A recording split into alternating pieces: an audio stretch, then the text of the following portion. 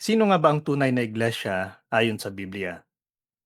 Kung iisa lang ang Kristo, kung iisa lang ang Biblia, bakit libo-libo ang iglesyang Kristiyano ngayon? Bawat isa may sariling pangalan. Bawat isa may sariling aral. Bawat isa nagsasabing kami ang tunay na iglesia.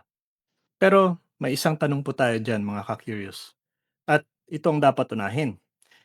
Hindi kung sino ang pinakamalakas magsalita, hindi kung sino ang maraming miyembro, kundi sino ang iglesyang itinatag mismo na Kristo. Dahil hindi po tayo tinawag ni Kristo para mamili lang ng sekta. Tinawag niya tayo para mapabilang sa kanyang iglesia. Maraming sekta ang nagsasabing, hindi mahalaga ang iglesia, basta may relasyon ka lang kay Kristo. Pero salungat po ito sa Biblia. Pakinggan po natin ang sinabi mismo ng ating Panginoong Hesukristo in Matthew 16 verse 18. Ikaw ay Pedro at sa batong ito, itatayo ko ang aking iglesia at hindi ito magagapi ng kapangyarihan ng kamatayan. Pansinin niyo po mga ka-curious, hindi po niya sinabi na mga iglesia. Hindi niya sinabing invisible church. Sinabi po ng ating Panginoong Hesukristo, aking iglesia. At higit po sa lahat, si Kristo ang nagtatag at hindi po tao. Lalong-lalo na, hindi Pilipino. Malinaw po ang sagot ng Biblia. Ephesians chapter 4 verse 4 to 5, iisa ang katawan at iisa ang espiritu. Iisa ang Panginoon, iisa ang pananampalataya, iisa ang bautismo. Hindi po sinabi ni San Pablo na maraming katawan, maraming pananampalataya. Kung isa po ang katawan, alin doon ang tunay? Alin sa mga sekta ang tunay?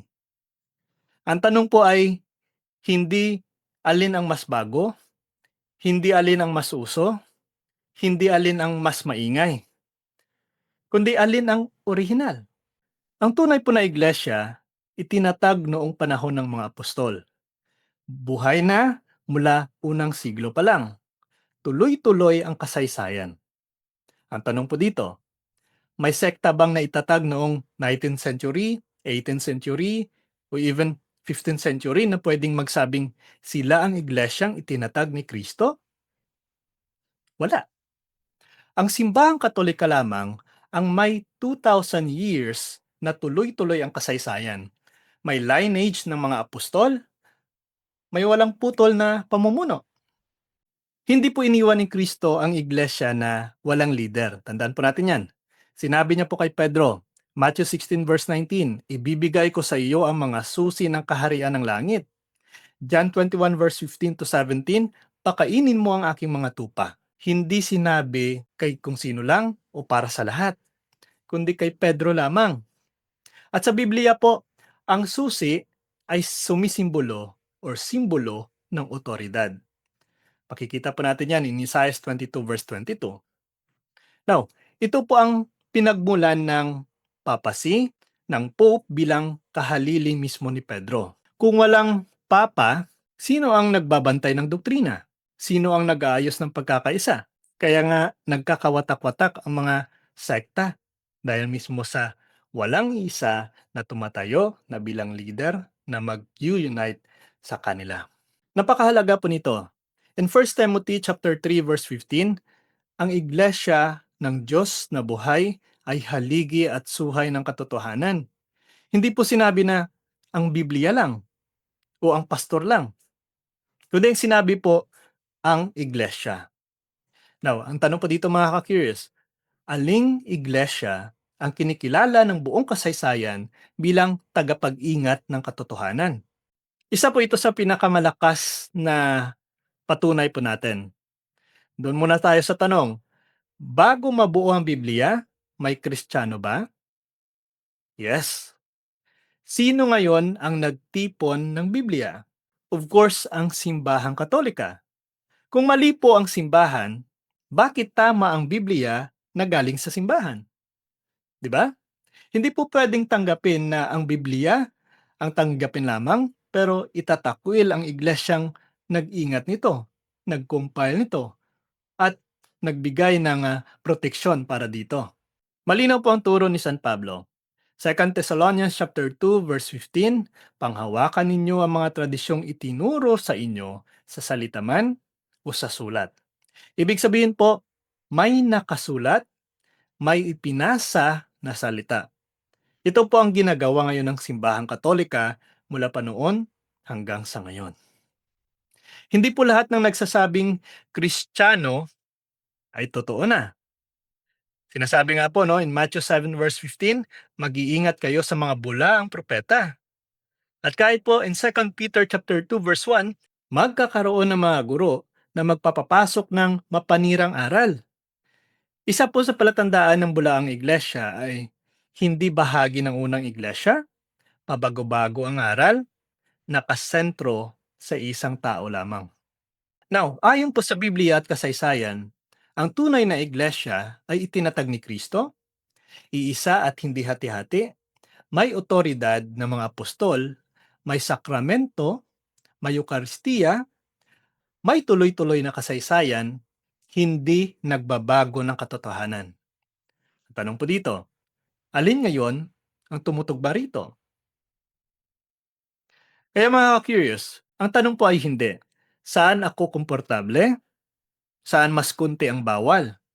Ang tanong po dito ay, saan ako inilagay ni Kristo?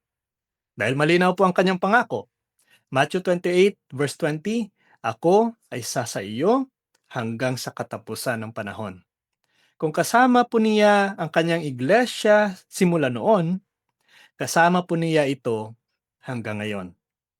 Ang iglesyang iyon, of course, malinaw po sa kasaysayan at malinaw po ito sa Biblia, ang simbahang Katolika lamang. Kaya mga ka-curious, manindigan po tayo, mag-aral at ipaglaban po natin ang katotohanan. Follow and share po natin ito. God bless po sa ating lahat.